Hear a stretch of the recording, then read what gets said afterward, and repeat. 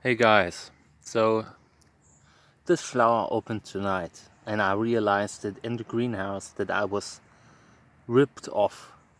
I was betrayed by a seller who sold me this cactus like, I don't know, 15 years ago. This is one of the first Echinopsis hybrids that I ever had, and it isn't an Echinopsis hybrid. This is like a botanical species. This is Echinopsis oxygona. So, I mean, it's a classic Echinopsis. This is like, if people speak about Echinopsis, this is what they think about normally if it's not a hybrid. And I'm a little bit bothered. And yeah, there's a fly. There's a fly sitting on my camera. I'll just take a photo of it because it looks super nice.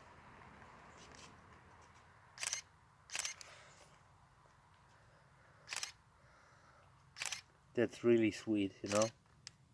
I normally don't do this, but there's a little one of these flies that sat directly on my camera.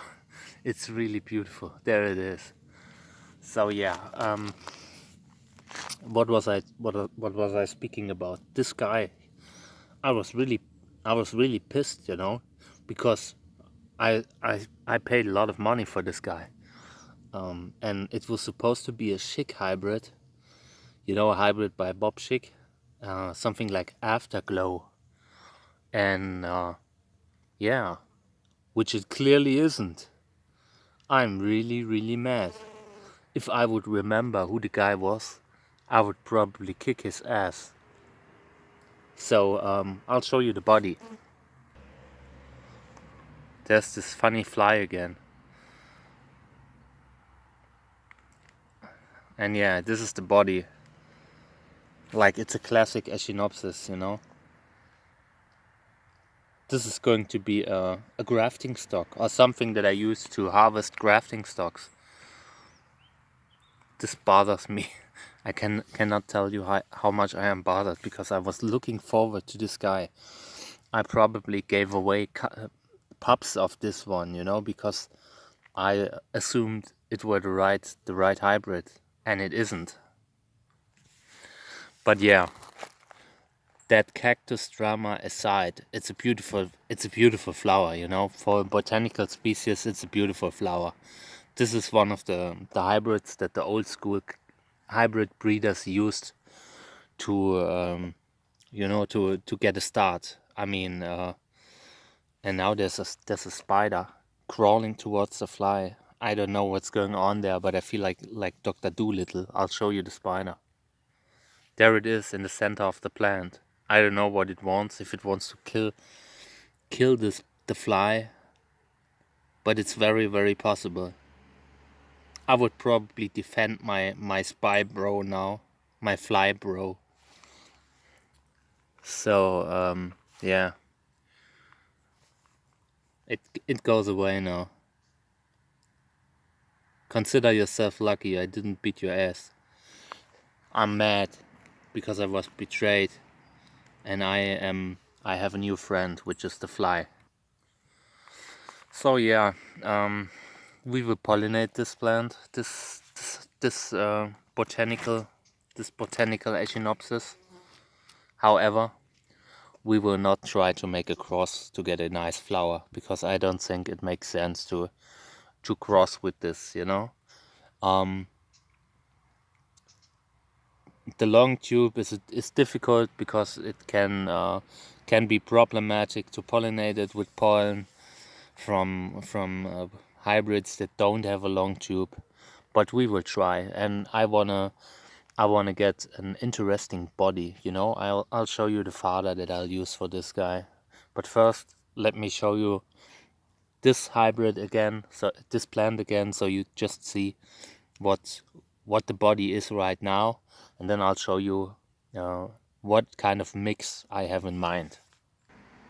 So this is the body. It's a rather interesting body. I mean, of all the Echinopsis, This one has one of the nicer bodies. And now I'll show you the father that we will use. There you go. Trichocereus validus, my good friend Valley. And yeah, I will pollinate it with this Trichocereus validus. These flowers aren't open yet, but I have collected pollen last time it had opened, and we will pollinate it. So this is an interesting cross, and you never know what you get. In regards to the body, it might produce a very cool body. It might even produce a very cool flower, but that's totally open, you know? I mean, in most cases with these Echinopsis, the flower is mediocre or poor, really poor, but it's always possible. So we will try to get a funky body now. Needless to say, I will not collect pollen from it, you know? There's nothing there. It just makes no sense to collect this pollen. The only reason you would collect this pollen is to get a very funky body. So, I brought pollen of Trichocereus validus, and now I will pollinate it with it.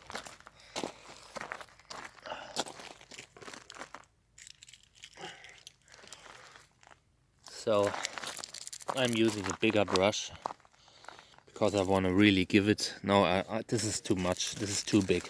I need a smaller one.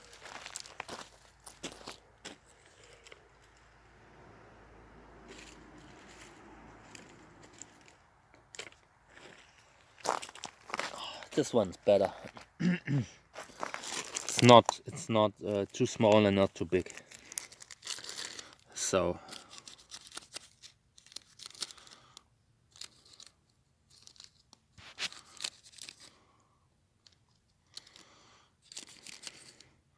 I gotta be really careful that I don't accidentally put the brush back into the validus bag, because I don't want to contaminate my pollen with this.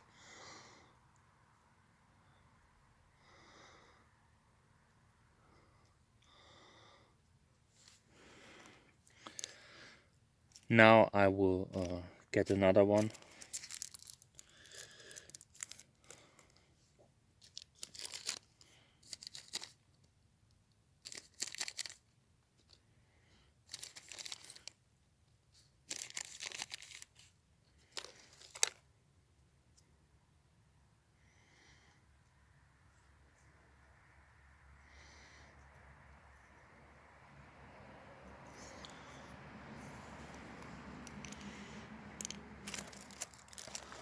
And another one.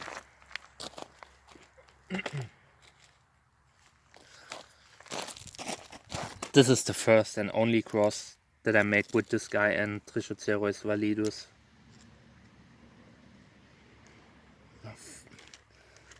I emptied out the bag on the ground. That's very frustrating. I lost some good pollen here. What a waste.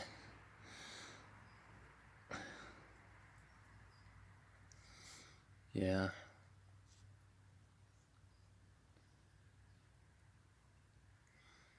Alright, so this is pollinated with Trichocereus validus.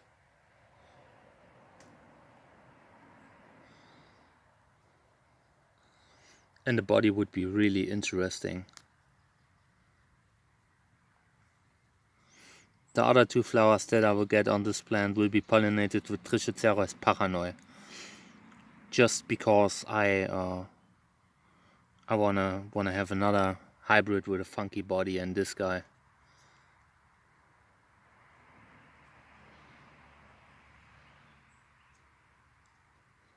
Imagine Trichocereus paranoi with such a flower and a body that's a mix between these two. I think the other two flowers will open during the day, like in the evening. These are opening at night. And I already put some Trichocereus paranoi pollen aside just to pollinate it. Okay. So this was it. This was the cross. It was Echinopsis oxygona crossed with Trichocereus validus. I will just label the flower and then I'm done here.